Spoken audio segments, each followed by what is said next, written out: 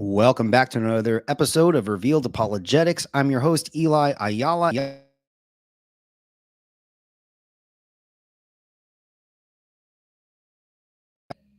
If my mic doesn't turn off, we're going to be diving into the topic of the philosophical problem of induction.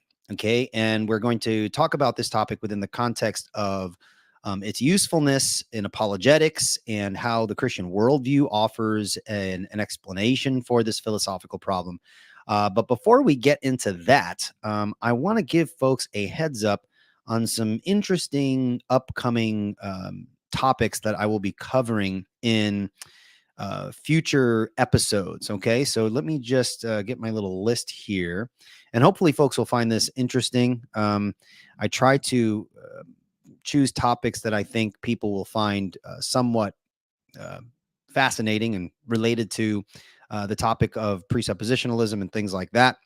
And so let's see here. So next week, I believe on Tuesday, I will be tackling 50 presup questions. So I have collected 50 questions related to presuppositional apologetics and the presuppositional methodology, and then we're just going to plow through them. So I have no idea how long that's going to take. Hopefully it won't take terribly long. But within those 50 questions, hopefully I will be able to answer something that is something that has been on your mind if you were wondering about relating to presuppositional methodology. Then apparently my last video on the death of Tag apparently triggered a bunch of atheists. There's a lot of comments on that video and a lot of criticisms and so forth, and that's perfectly fine. I expect that when I put a video out, especially being a presuppositionalist. Not many people are big fans of presuppositionalism, and that's okay too. But there are a lot. You guys can kind of take a look through the comments. There are a lot of bad objections to presuppositionalism, to misunderstandings of what a transcendental argument is and what it seeks to demonstrate. So many bad arguments that it's tempting. I don't typically interact too much in the comment section because it can become a black hole. Number one, I'm only one person and I can't respond to everybody. Number two, when you respond to one person, that can often drag you into a long back and forth, which, given my own busy life, I don't have time to go back and forth for too much. But there are so many deliciously bad objections that you could find in the comments. Actually, folks who've listened to this channel and you're familiar with presuppositionalism, transcendental arguments, go to my last video and look through the comments, and you can see many of the atheists offering arguments and counterpoints, and just see if you could identify, based upon your understanding of transcendental arguments, presuppositionalism, see if you could identify the bad arguments. Okay, there is really one particularly interesting that I want to spend the whole video on, and that is the issue of replacing God in the transcendental argument with a unicorn. Okay, so we'll talk about unicorns, the transcendental argument for unicorns, and how unicorns provide the necessary preconditions of intelligibility. I mean, this is the sort of stuff that we're dealing with, right? So we'll talk about that in a future episode.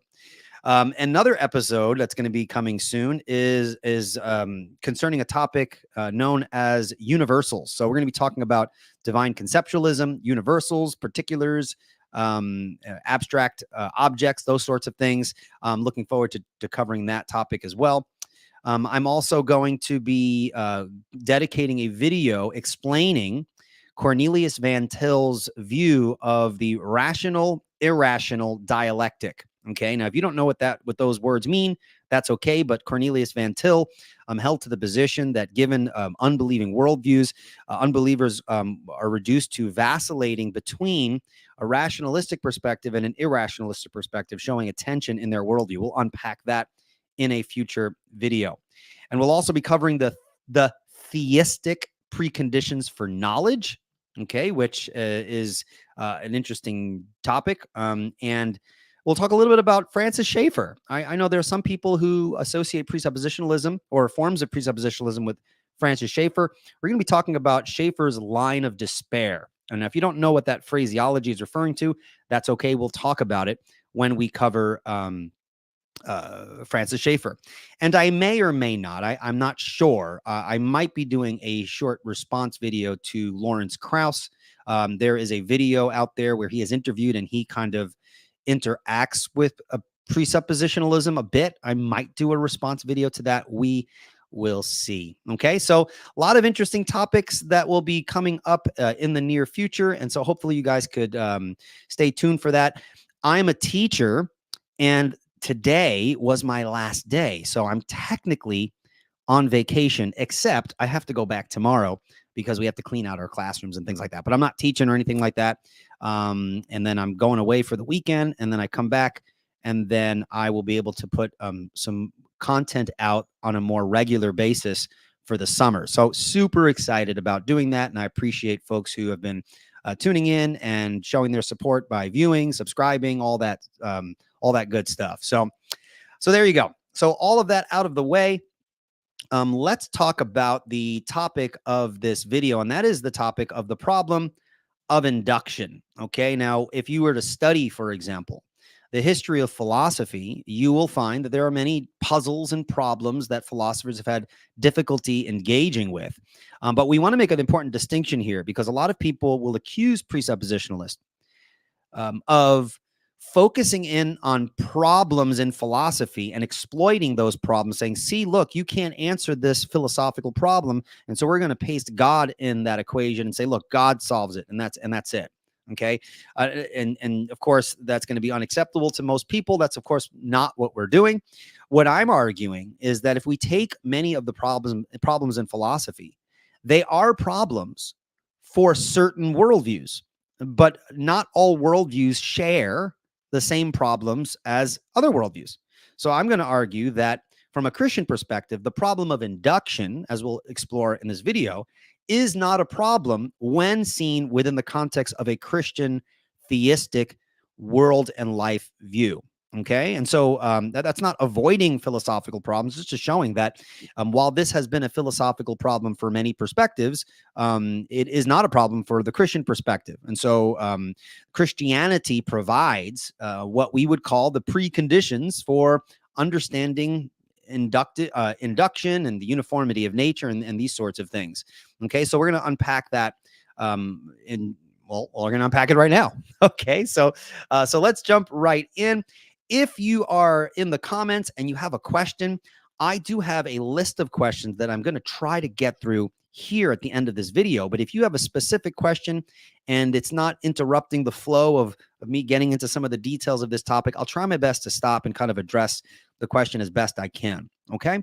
All right. So let's jump right in. Okay. Let me just adjust my screen here. All right. So I think it's important to begin by defining what do we mean by the problem of induction? Okay. And so in simple terms, the problem of induction concerns the issue of whether inductive reasoning is reliable or rationally justified. So inductive reasoning involves basically drawing general conclusions from specific observations. So for example, and this is kind of the classic example of this, right? If you observe 1,000 white swans, okay, you might infer from that observation that all swans are white, and then predict that the future swans that you're going to see are going to be white. Okay. Does that make sense? So I observe 1,000 white swans. And so based upon the regularity of my observation, I infer that the next swan I'm going to see is most likely a white swan. Okay. That is kind of utilizing inductive reasoning. Okay. And notice how this is very much related to the scientific enterprise, because the formulation of scientific laws are often based upon observing regularities and then projecting into the future what is most likely the case based upon our past regular experience. Okay. So that is kind of like inductive reasoning, induction there in kind of a nutshell. Now, we want to make the distinction then between induction and deduction. And so when we're talking about something like deductive reasoning, okay, what we're talking about with respect to deductive reasoning, this is where the conclusion necessarily follows from the premises, right? Inductive reasoning doesn't offer absolute certainty, but deductive reasoning, you do have a conclusion that logically and necessarily follows if the conclusion, if the premises are true. Okay, so you have, for example, all men are mortal. Premise one, Socrates is a man. Premise two, what follows from that? Well, it follows logically and necessarily that Socrates is mortal. Now, of course, the truth of that conclusion is going to be based upon the soundness of the premises. Are the premises true? Okay. And of course, the validity of that argument comes from the fact that in that deductive example, the conclusion does in fact follow from the premises. Okay, so that's another important distinction to keep in mind when you are examining different forms of argumentation. For example, when we speak of the soundness of an argument, we're speaking about the truth of the premises. Are the premises true? When we're talking about the validity of an argument, is the structure of the argument correct? Does the conclusion logically follow from the premises? Okay, so that's kind of an important distinction, kind of a side note here between the validity of an argument and the soundness of an argument. But you see there that there is a important difference between induction and deduction. Okay, so deduction, you have the conclusion of an argument following logically and necessarily from the prior premises. Okay, inductive reasoning doesn't offer that kind of certainty. Okay, there's always the possibility in inductive reasoning that the next swan you see could be black. Okay, no matter how many white swans you've seen before, when you are using induction, you do not have a certain conclusion in the sense that because I've observed a million white swans, that therefore all swans are white. Okay, and so hopefully you see kind of the distinction there between induction and deduction. So now inductive reasoning is, as I said before, is widely used in the scientific enterprise. Okay, and you could obviously, this makes sense because you have the great emphasis upon observation, regularity, the formulation of various laws and things like that. Okay, now when we talk about observation and inferring based on observation, based upon regularities that we've experienced, we infer about future cases. Okay, that again is something that undergirds the scientific enterprise. Let's take, for example, Newton's universal law of gravitation, for example. Right, that law was derived inductively from empirical observations of the attractive forces between masses. Okay, and so we haven't observed every pair of masses in the universe at every point in time, but we've made enough observations to be confident in this universal law, and we make reliable predictions. Okay, so that's kind of how science sort of works. Okay, so induction is kind of a very fundamental aspect of that. Okay, now of course, now when you're talking in terms of the history of philosophy, okay, you take that simple fact of regular observations. We observe regularity, and based upon that observed regularity, we infer with respect to future cases. Okay, now when we take a look at the history of philosophy, you have David Hume, right? David Hume enters the room. Okay, David Hume, famous 18th century philosopher, who basically raised what we now call the problem of induction. Okay, and so Hume pointed out that inductive inferences depend on a key assumption. Okay, so when we make inductive inferences, regular observations, okay, because I observe this regularity over here, I make an inference from that about what most likely will be the case in the future. Okay, Hume pointed out that inductive inferences depend on what we call the uniformity of nature. And this principle basically assumes that nature is consistent across time and space. Okay, but here's the question, and David Hume asked this question: how do we justify that assumption? Namely, the assumption that nature is uniform. Okay, and so Hume argued that we can't justify the uniformity of nature through logic, for example, because it's not logically necessary. The universe could, in theory, behave unpredictably. Okay, and so we can't appeal to logic alone. Some suggest that empirical evidence supports the uniformity of nature, right? Because we observe regularity. But again, this leads to a fallacious form of circularity because we assume the reliability of induction to justify induction. Okay, so you see the problem there. Okay, and so again, what I love about this observation by David Hume, and of course, I'm obviously not a huge fan of David Hume. Obviously, we have very different worldviews, right? But what I appreciate about David Hume, and this is something I suppose we can say about a lot of philosophers, is that the beauty of philosophy is that it causes us to challenge certain assumptions and beliefs that we simply take for granted. Okay, uniformity in nature is something that we simply take for granted. We assume without even thinking about it sometimes, right? That nature just works a certain way, and that's because of our experience of how nature worked in the past, then that's how it's going to be in the future. Okay. I don't fear getting out of bed when I step out of my bed that my feet will fall through the floor, because the floor that supported my feet yesterday, I'm generally confident that it will support my feet tomorrow. Okay. That is the assumption of the uniformity of nature. Okay. So, again, but David Hume asks the question, how do we justify the uniformity of nature? Okay. And of course, he pointed out that there's a problem. Okay. If you use the reliability of induction to justify induction, all right, that is a form of vicious circularity. Hume highlighted that it's impossible to justify induction purely on experiential grounds, right? Because we're going to always have to extrapolate from what we've observed to what we haven't observed, right? And so the problem of induction is and has remained really a very powerful challenge. Okay. Now it's been so difficult for people to answer is that a lot of people just ignore the challenge, right?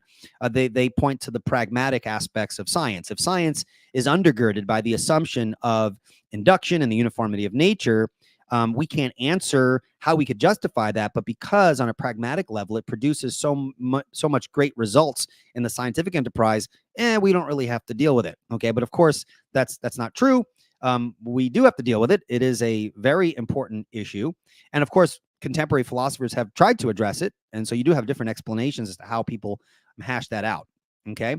But for example, I agree with Hume here. Okay. We can't just justify induction purely on like our experience. Okay. Because as I said before, we're going to have to extrapolate from what we've observed to what we haven't observed.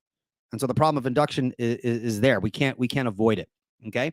Now, from a Christian perspective, if you were to ask the Christian, how does the Christian justify induction? Remember, when we're talking about induction, when we're talking about science, when we're talking about philosophy, when we're talking about any kind of question relating to these issues, it's very important to recognize, and I always say this, and I'll continue to say this because it's important, we cannot answer those questions independent of a worldview context in which those questions even make sense.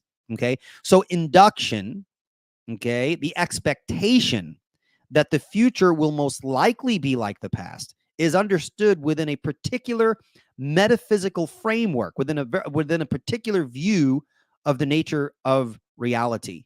Okay. As Christians, we affirm an omniscient, sovereign God who created the universe. He sustains the universe, right? According to scripture, God is a God of order, right? 1 Corinthians 14:33.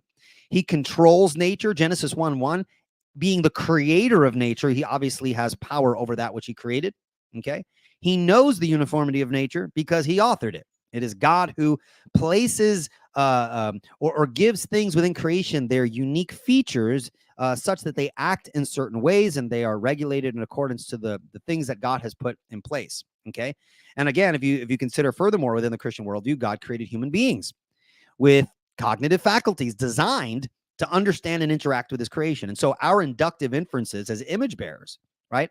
Our inductive inferences are reliable within the Christian worldview because God made them that way.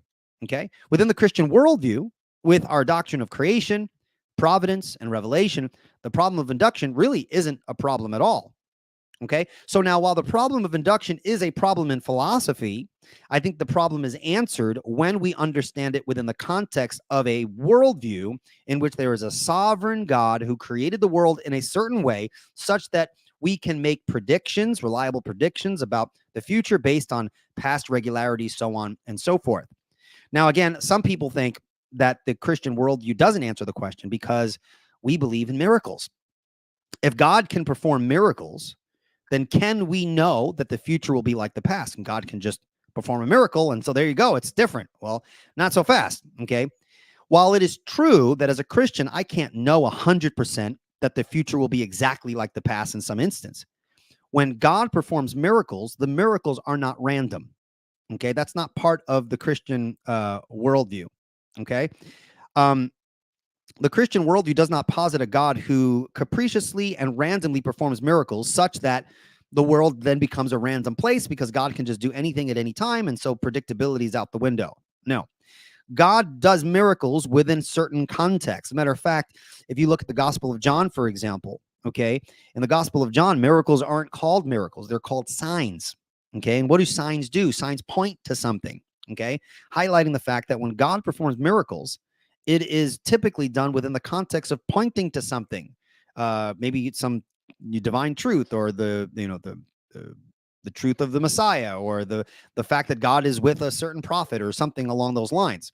And so, from within the Christian worldview, while we affirm the reality of miracles, we can still, given the way God created the world, we could infer that the future will very likely be like the past. We make room for the possibility for miracles to occur, but because we know that God is not random, we can be highly probable.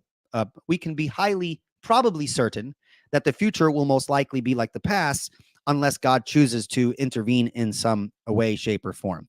Okay, and so from within the Christian perspective, we have a foundation for uniformity and induction, and then hence, of course, what is those two things undergird the very scientific enterprise. So science itself fits very well within a Christian theistic framework.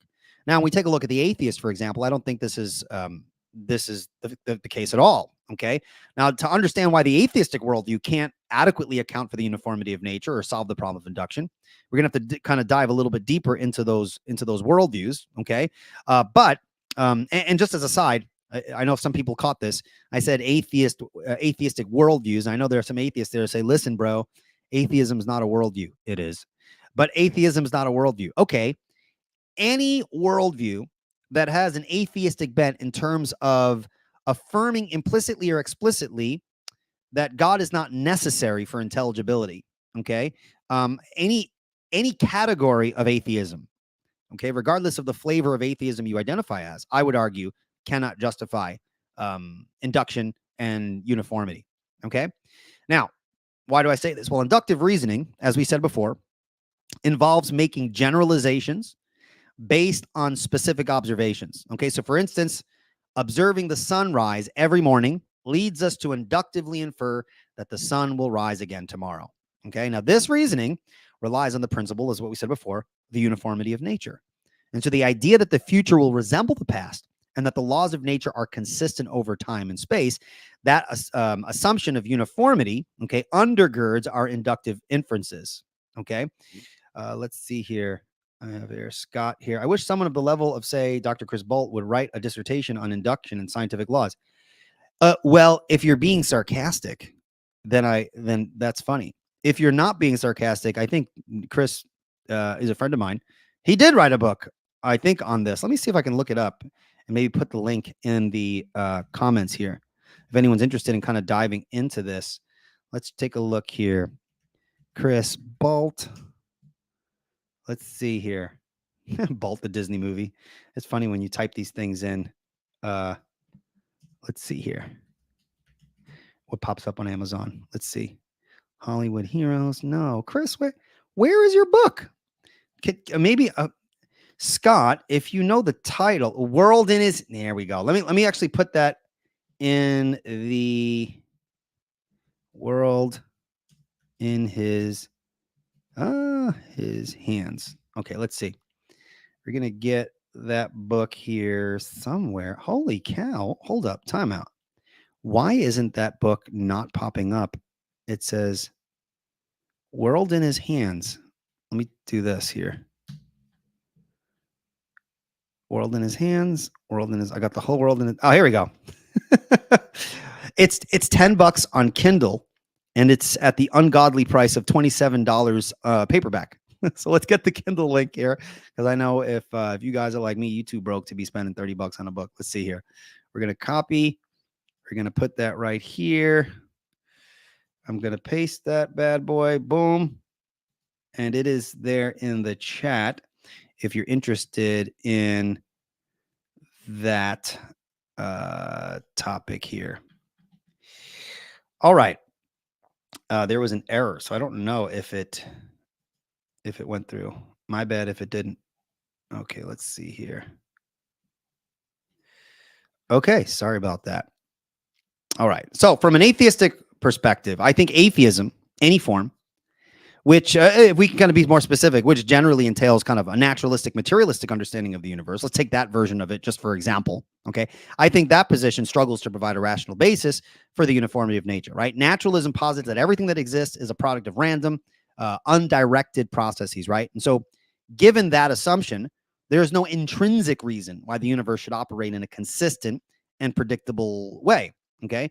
The regularities we observe could just as easily be anomalies in a what we could understand as a chaotic system. Okay, there wouldn't be a way to know that from within an atheistic perspective. Okay, atheists might argue that the uniformity of nature is justified empirically, as we said before, by observing consistent patterns in the natural world. But again, we argue that this is viciously circular, right? It assumes the very principle that it seeks to prove.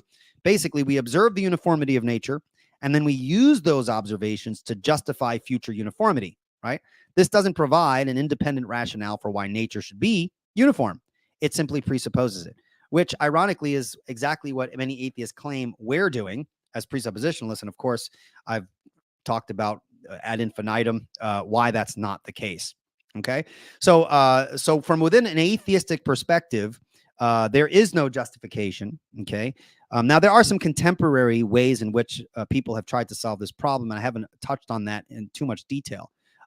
But just as a general case here, I'm holding my ground. I don't think that an atheistic worldview can provide a justification for these things. But again, from the Christian worldview, right, this isn't a problem at all. Okay, so the Christian worldview, again, asserts that God is sovereign over creation. As the creator, God has established the natural order.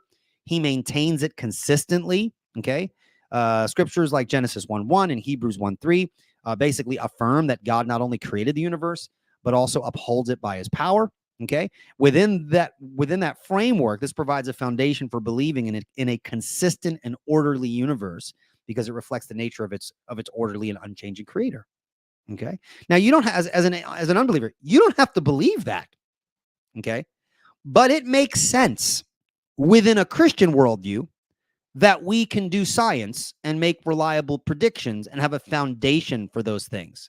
Okay, an atheist can come along and say, well, that you're just saying that, bro, that doesn't prove anything. It's like, from within the Christian worldview, it makes sense. Science makes sense because there's a foundation that undergirds the method. Whereas in the unbelieving perspective, all you have is arbitrariness, right? I would even argue that when unbelievers assume uniformity and they assume the inductive principle, they're actually borrowing from a worldview that can justify those things because their own worldview cannot justify those things. All right. So within the Christian worldview, we can answer these. Christianity teaches that God has revealed himself. He is a God of order, right? This orderliness is reflected in the natural world, which God governs according to his will. Okay. The uniformity of nature, from our perspective, then, is not a random occurrence, but a reflection of God's consistent character, right? And so, since God is faithful and unchanging, we have a basis for trusting that the natural order that he established is going to remain consistent. Okay. So again, these are kind of simple Sunday school points, right? It's simple. It's not some, complicated philosophical explanation. Okay. But in a very profound sense, this is, the simple faith of the Christian, right? Like, why do I expect that the future will be like the past? Why can I make reliable predictions? I don't just appeal to creation to ground those things, but I simply trust that the God who's revealed himself created the world in such a way that those things can be the case. Okay. You don't need to believe that, but what happens when you reject it? You lack a justificatory principle to ground, okay, induction and uniformity. Okay. All right. So let's take a look at some attempts to answer this question within a more contemporary context. And so from within a contemporary perspective, you have kind of attempts at what we might call pragmatic justification. Okay. So from this particular point holds that induction is basically justified pragmatically, right? Because it works effectively in practice. And that's true, right? It aids in facilitating scientific progress and these sorts of things. There's a pragmatic element to it. Okay. But again,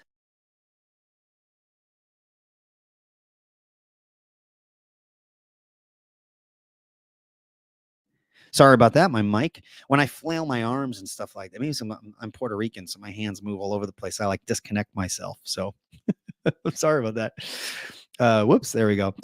From our perspective, I think this pragmatic justification is insufficient because it bypasses the question of ultimate truth for utility, right? It assumes a correspondence between the effectiveness and truth without foundational justification. And so this approach, I think, fails to address the underlying issue, the assumption that the universe is orderly and predictable, which can only be coherently explained by the existence of a rational God who governs the universe by consistent laws. That's what makes sense out of it. But just saying pragmatically, oh, it works.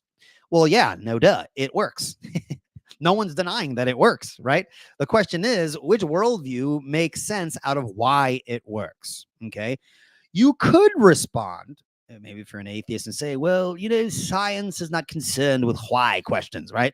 We've heard some people say that, right? Why is such a silly question. I don't think that's the case at all. I think it's a very important question. I think that's often, in some cases, a dodge in terms of avoiding providing a justification for these things we so easily take for granted. Okay. And so we have the pragmatic sort of approach in terms of addressing the problem of induction. Okay. Now we also have a more probabilistic approaches, right? They try to justify these principles by appealing to probability. Okay.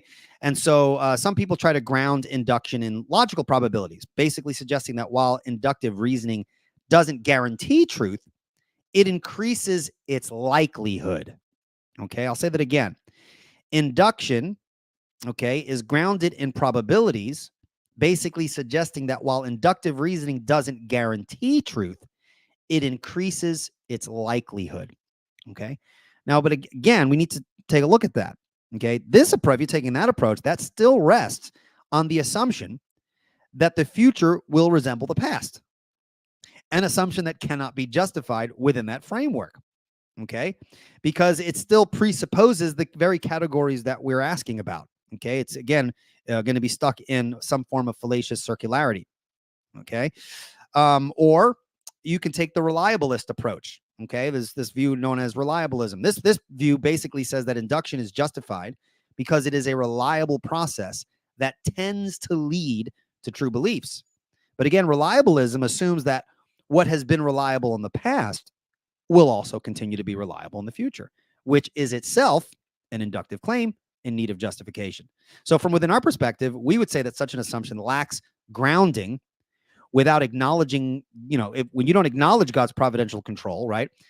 Because God will ensure regularity and predictability. When you appeal to like reliabilism and probability, you fall into circularity or arbitrariness or things like that.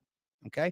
All right. So there are many different kinds of approaches to addressing this. Again, I'm not a scholar in inductive principles and stuff like that. This is kind of my layperson who is familiar with some of the philosophical landscape, trying to share my views from a presuppositional perspective. Okay. But again, you want to look into these things. I think one of the more interesting attempts to solve the problem of induction is folks who appeal to what we might call the Bayesian framework. Okay, Bayesianism appeals to various probabilities and mathematical frameworks to draw various conclusions. So, for example, if we were to take Bayesianism, okay, we would say that this method, appealing to like background knowledge and probabilities and these sorts of things, this still presupposes regularity and predictability in nature, okay, and still runs into a form of circularity as well, because even probability presupposes certain certainties, okay, which need to be justified within a particular worldview as well, okay? But there are some creative ways that people have tried to address this issue that I think are worthy of exploration. For example, there's a Christian philosopher, Tim, and his wife, Lydia McGrew. They are Christian, and I think Tim's focus is on epistemology. He's utilized, I think to my knowledge, he's utilized a Bayesian kind of framework in terms of one of the ways that you could address the problem of induction. So if you're interested in that, you can look up, I think it's Tim McGrew. type in induction or something along those lines. Now McGrew is an evidentialist, and of course, as a presuppositionalist, we're not going to share like the same epistemological framework and the same assumptions and things like that. But if you want to expose yourself to a robust explanation and attempted answering to this philosophical issue, I think Tim McGrew would be a good resource for folks to check out. Okay. All right. Whew. Okay. So I made it through that. Okay. So now I'm going to go through some questions. Now, if there are some questions in the comments, I will try my best to take those. If there aren't, I have a whole list of questions that I would like to go through that I hope will be useful for those who are listening. Okay. All right. So let's take a look here. Let me see these questions here. Let's see here. All right. Question number 1. Why can't atheists simply assume the uniformity of nature as a practical necessity without appealing to a deity? Okay, that's a good question. All right, let's take a look here. Yeah, so atheists can assume the uniformity of nature as a practical necessity. Indeed, we all, I think everyone will have some element of that, right? We do think that there are practical elements to assuming this, generally speaking. But again, this assumption lacks a rational foundation. Okay, I would argue that without a transcendent source guaranteeing the consistency of natural laws, this assumption becomes arbitrary and unjustifiable. Okay, so in an atheistic worldview, the uniformity of nature is not grounded in anything beyond human expectation or past experience, which is circular reasoning. Now, only a worldview that puts forth a sovereign, consistent, and rational creator, I would argue, provides a solid basis for expecting uniformity. Okay, so from within our worldview framework, that would work. There's reason for me to see it as pragmatic, and there's a foundation as to why we should expect that the future will very likely be like the past. But why is this the case in an atheistic perspective? Why should we expect it? Why? Because it's always been regular in the past? Well, again, that's not the question. We're saying, how do you know it's going to be that way in the future? Does not logically follow that because the past has given us patterns of regularity, that the future must also give us those very same patterns. Okay. Let's see here. So Scott Terry says, it's practically necessary that I assume God exists. Otherwise, my Christianity would collapse. There you go. All right. How does the Christian worldview specifically solve the problem of induction? So we kind of went over that, but I'll be happy to repeat it here. The Christian worldview solves the problem of induction by grounding uniformity, the uniformity of nature in the character of God. Okay, so according to Christian theology, God is sovereign, he's unchanging, he upholds the universe by his power. This means that the laws of nature are consistent because they reflect God's consistent nature. Okay, and so God's revelation in Scripture assures us of this orderliness. And it provides, our worldview provides, okay, rational foundation for expecting the future to be like the past. Okay, so from within a Christian perspective, right? There you go. It's not an issue for us. Okay, let's see here.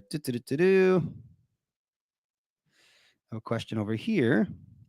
Question, Eli, in your last stream, you mentioned Michael Martin's Tang, the transcendental argument for the non-existence of God. That's what Tang. Isn't Tang like a drink? Isn't Tang like a fruit drink or something, like one of the like sugar things you put in the? Anyway, all right. Martin says, if God can randomly do miracles, we Christians cannot rely on the uniformity of nature. Yeah, so I addressed that earlier in the stream. Okay, it is true that God can perform miracles, but notice what you said here in your question. Martin says, if God can randomly do miracles, now let's think about this, friends. Right? Does God ever, the God of Christianity, does he ever do anything randomly? Think about that.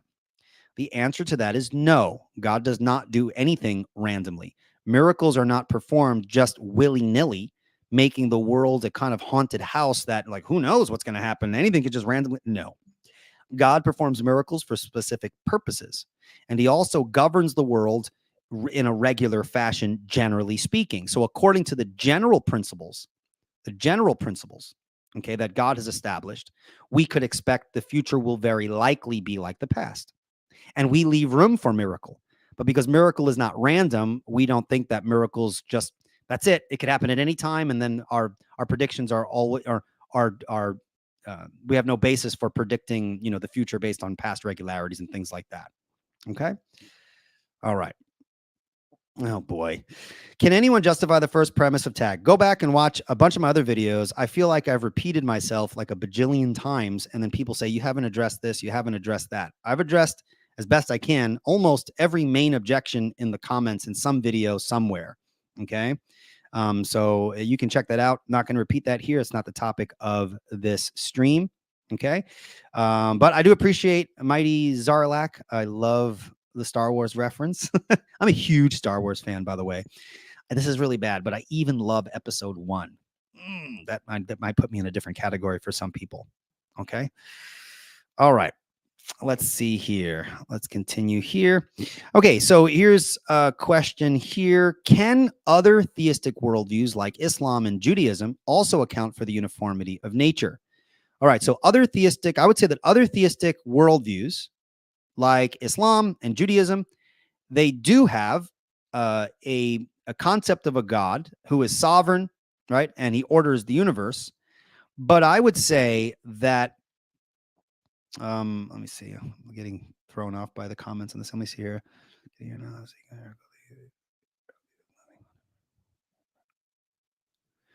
Yeah. I mean, yeah. I'm just getting here, but speaking of miracles, the atheist worldview is nothing but a miracle. The whole thing is a miracle. So where do they get off having a problem? Yeah, that's right. I mean, if we live in a chaotic and purposeless universe, I mean, why can't we say anything goes? Well, you can't say anything goes because nature has certain properties. Well, how do we know those properties must continually have the properties that they do? If we live in a random universe, who's to say that things can't change? That's absolutely right. Okay, so I would agree with that. Yeah, thank you for that. Now I got thrown off and I don't remember the question I was on, so I'm just going to move on to the next one. I apologize if it was a really good question. Yes, here it is. So someone said, can other theistic worldviews account for the uniformity of nature? Yeah, so like on the surface, a worldview can posit a God who is sovereign and orderly, but the ability to provide the necessary preconditions for uniformity, right, is going to require the worldview to be consistent. All right. If a worldview is going to be true, it's going to have to be consistent. And so if I were to take Islam, for example, I think, and I'm not going to refute Islam right here and now, but I do think that Islam as a worldview can be refuted both philosophically, reflecting on the concept of Allah, and on other grounds as well. And so if it is an incoherent worldview, then while on the surface it answers the question of induction, as a worldview system, it's broken and is unable to sufficiently house or ground things like uniformity or anything else for that matter. Okay. Judaism, again, Judaism has a part of the puzzle, so to speak, but because they reject the Messiah and they reject how God has revealed himself as the triune God, then they also are operating on an incomplete and broken worldview. And so Judaism, I don't think, does it when you take Judaism within the context of its rejection of the triune God and the need for redemption and sacrifice through Messiah, these sorts of things. I think Judaism fails as a coherent worldview in its rejection of how God has more fully revealed himself in the person and work of Christ. Okay, let's see here. Okay, let's see here. Is it possible for atheists to use induction effectively without justifying it philosophically? Yeah, atheists can use induction effectively, I think, in practice without having to justify it, without justifying it philosophically, right? I think anybody can, right? But from a philosophical standpoint, this use, I think, is inconsistent with their worldview, right? They rely on the uniformity of nature without having a rational basis for it, making their use of induction pragmatically successful, but intellectually unjustifiable. There's that arbitrariness or that aspect of they say one thing with their mouth, but they borrow things from a worldview that they reject, the Christian worldview. That's what we would argue. Okay. Let's see here. What if someone argues that the uniformity of nature is simply a brute fact that needs no further explanation? Yeah, so I would challenge the concept of brute factuality. I agree. I think Cornelius Van Til is spot on when he says,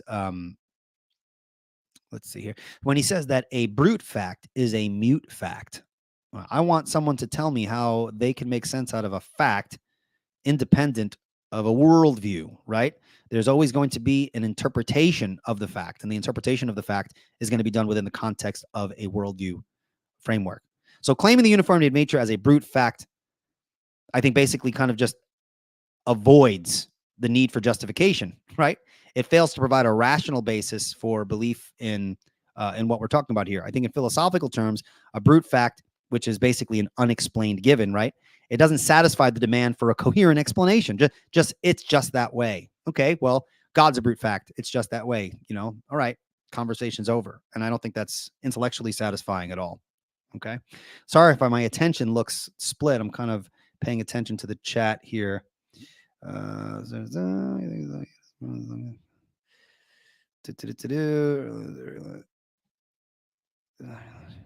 Yes, I did address a bunch of stuff. I wonder, I'm going to give the unbelievers and the atheists a pass. When people make comments on some of my videos, I wonder if they watch the video and see if I at least tried to answer the question. Some people come in later and ask a question, bro, but what about this? And then I'm like, I totally talked about that earlier. So I'm not sure. Okay. That's fine. And that's fine. I like the questions and the objections and things like that. I think it's important. I think that's how good dialogue happens. Okay. Now, if I don't get to your question, especially if you put something in the comment, I don't get to you, chill out, bro. Right. There's some people like, man, he ran away, bro. Like he couldn't answer, dude, I can't chill out in the comment section of my videos. I don't have time. Sometimes I will type and I will respond. I just don't have time. So I apologize. I'm not avoiding you. This is why I cover the topics that I do. Sometimes the topics that I cover are based upon certain comments. I'm like, hey, you know what? Hey, that's an interesting point. Maybe I could address it in a video. So hopefully folks who don't agree with me at least can understand where I'm coming from if I don't respond to them directly. So I do apologize here. Okay. Let's see here. Okay, let's see. Let me see. Can science progress? Let me see. No. All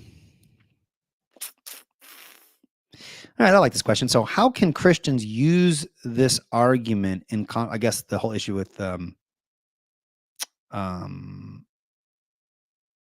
induction and uniformity. How can Christians use this argument in conversations with atheists without coming across as dismissive of scientific achievements? I like that question. Okay, so how can Christians use kind of basically what I've been saying in this video in conversations with atheists without coming across as dismissive of scientific achievements? Now, I want to say this because I know a lot of Christians who, especially presupposition, I don't know why, it's like them. Maybe it's my experience. So maybe if this is not you, then that's fine. Okay. Christians can sometimes come across as being dismissive towards the accomplishments of science. And I don't think that's a smart thing to do. Now, granted, science is understood in a worldview, right? Science and Christianity are not in conflict, but certain interpretations of science and things like that can be in conflict. Okay. I don't think we should be dismissive because from a practical standpoint, yes, we could agree science has done great things. Okay. I don't want to be dismissive of that. I think Christians can affirm the value and success of scientific achievements while pointing out the philosophical foundations that make those very achievements possible, right? So it's not that we're rejecting what science has achieved, but we're pointing to the foundation, okay? By showing respect, I think, for scientific inquiry, recognizing its successes, I think this is important. Christians can then gently challenge the atheist to consider the underlying assumptions that science takes for granted. And I think the goal here is to highlight that the Christian worldview provides a coherent foundation for those very assumptions, right? Hopefully, this will invite the unbeliever, the atheist, to examine the basis of their own beliefs, okay? Because as a presuppositionalist, I'm basically what I want to do when and this is weird because sometimes you have like the atheist who will say, well, I'm just going to take from the presuppositional playbook and show like your argument's whack because I can presuppose this and blah, blah, blah, blah. Okay. You're helping us when you do that. Because one of the main things that I try to point out is that I'm a presuppositionalist, but so are you. The unbeliever is a presuppositionalist too. I have my Bible. The unbeliever has his or her Bible. Isn't that right? Everyone has an ultimate authority. And so the presuppositionalist is laying it out there. And I want my conversation partner to also be aware of their foundations. And then we can talk about those foundations, which foundation makes sense of the things that we're talking about. Right. So it's not like a trick or a word game. I want the unbeliever, just as I try to be, I want the unbeliever to be what Van Til said, epistemologically self-conscious. I want them to be aware of their theory of knowledge, their metaphysical assumptions, their whatever their view of ethics. I want them to be aware of those things so that we can talk at that fundamental level, because it's at that fundamental level of disagreement as to the reason why we disagree on those surface issues. Right. So I think that's helpful. Okay. Now, again, the context is going to be different. Obviously, doing apologetics and having conversations with people on YouTube in the comments section thing is very different than having a conversation with someone face to face. Right. I think face to face is much easier. But that's just me. So yeah, I hope that was helpful.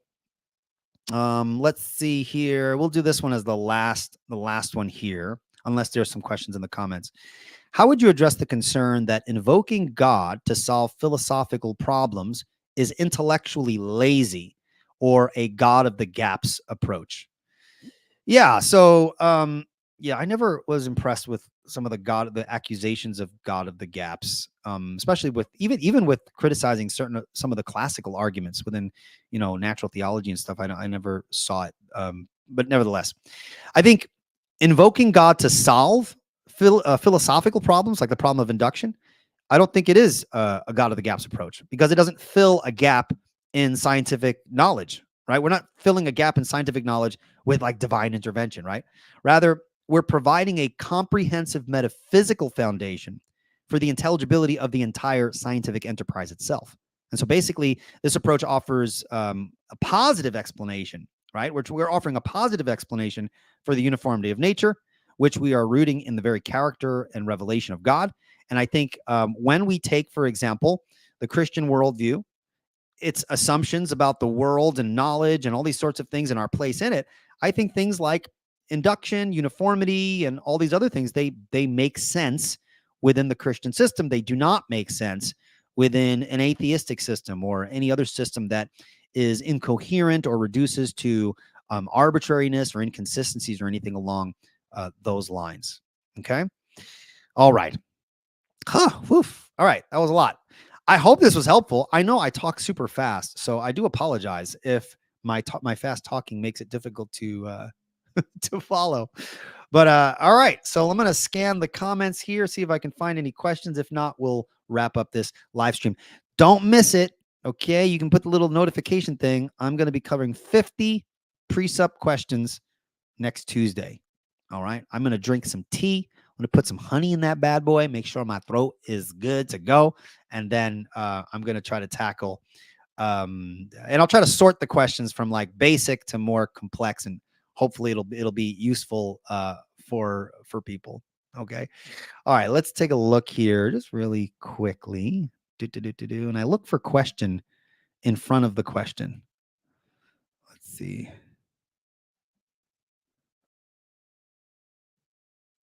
Okay. So let's see, Scott. In any case, I don't believe Van Til ever intended presuppositionalism to be presented as some direct, deductive, classical style argument for God's existence. So why would there be premises? Now, I don't know if you're asking me that. Now, you're right. Van Til offered an indirect argument. Okay. Now, by the way, the assertion that Van Til's argument commits the fallacy of the petitio principii, the begging the question, is actually wrong-headed, because the fallacy of the petitio principii is a fallacy that is committed within the context of direct argumentation. But by definition, Van Til's argument essentially is an indirect argument, and so it doesn't make sense to claim that it commits that argument. Now, the reason why I put it as a deductive argument is to show that the argument is not fallaciously circular, so that when I lay out the premises, like for example, if knowledge is possible, the Christian worldview is true. Knowledge is possible, therefore the Christian worldview is true. And then the first premise being the transcendental premise, and you defend the transcendental premise by offering kind of a transcendental defense of that premise. I put it out like that so that it's easier for people to see kind of my line of reasoning and to make a distinction between what I'm presupposing when I make the argument versus what is listed as a premise in the argument. That's why I make the distinction between a presupposition of an argument and the premise of an argument. I hope that makes sense. That's kind of why I put it out in that form.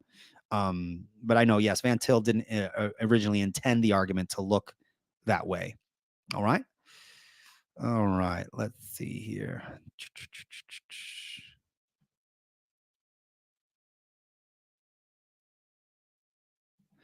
Yeah, so No Compromise says, couldn't naturalists just appeal to the process of evolution as preconditions for induction? Kind of like Descartes, I think, therefore I am. Maybe it would be we exist, therefore induction exists.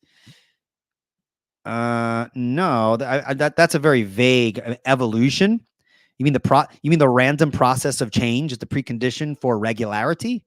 I don't see how that works. Even understanding the process of evolution presupposes uniformity. Remember, induction presupposes uniformity. So appealing to evolution, okay, and the principles and processes of evolution, you're still going to have to presuppose categories of uniformity. And we're just going to ask that question. It's not the same as I think, therefore I am.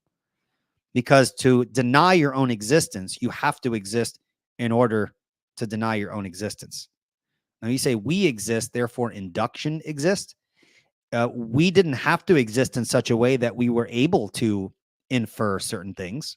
We could have evolved as a simple kind of organism that couldn't think in those categories. So it's not necessarily true, right? So yeah, I wouldn't agree there. Thank you for that though. Okay. I think we can. Now we're getting into leprechaun territory. What are you guys talking about? All right. And let me stop there before. Well, I did say we are going to cover in a video unicorns, but leprechauns, we might mention leprechauns as well. We'll see. All right. Well, that's it for this live stream. We're right there at the top of the hour. So please stay tuned for next Tuesday, 50 precept questions answered. All right. Thank you so much, guys, for listening in. I appreciate you, and I hope you guys have a super awesome evening. Until next time, take care and God bless. Bye-bye.